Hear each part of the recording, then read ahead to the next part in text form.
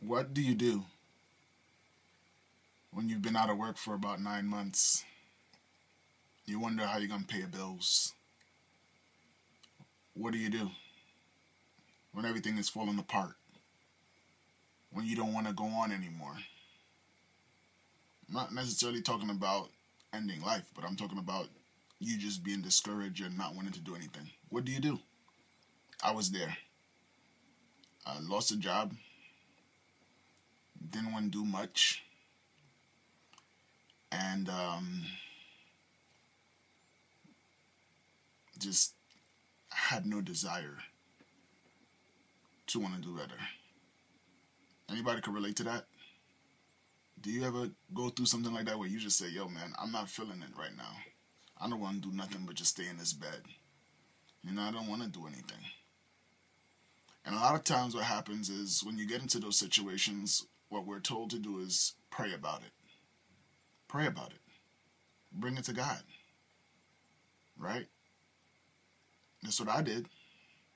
Because I had nothing else. So I had a dear friend of mine by the name of Paul. And through that situation of me being depressed, he told me a quick story. And I want to share with you guys in hopes that it'll inspire you. So we're talking and he's telling me, Gio, I know you're a big believer. I know your faith is strong. But you're still in the same situation you were in before. And he said, remember the story about the guy in the water? And, he was saying, he was drowning and he needed to be rescued.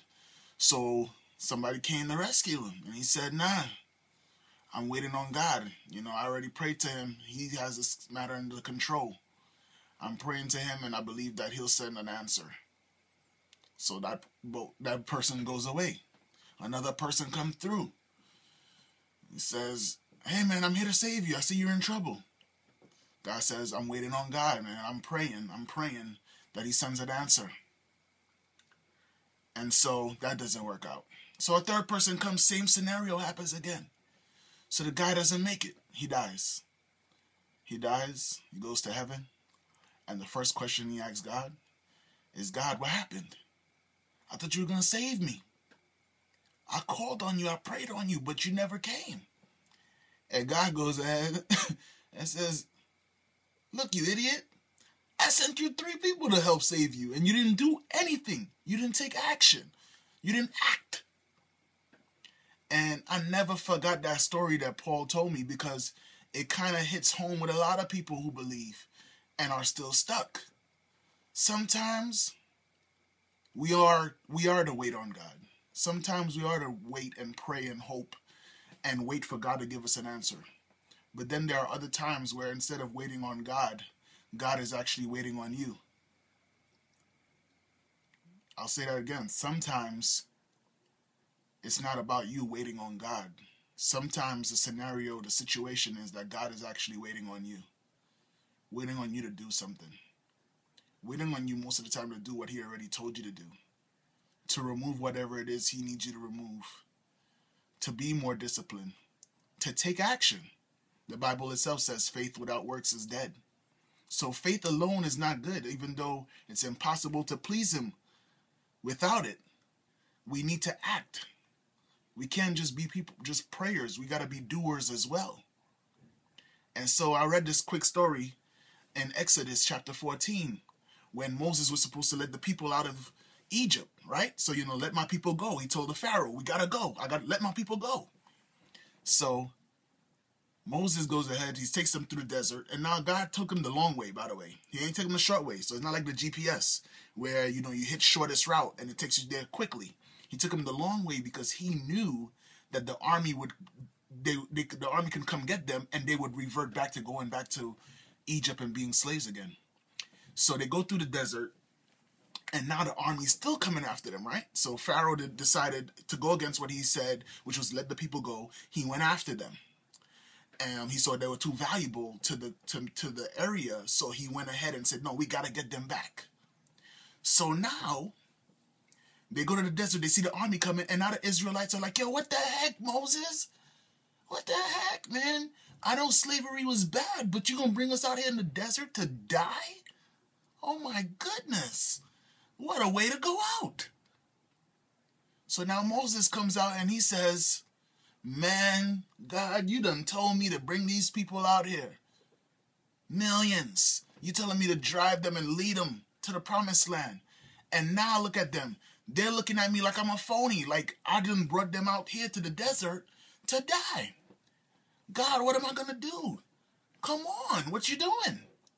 And what I loved about it was what God's response was, which in short was basically, stop crying. I told you to move.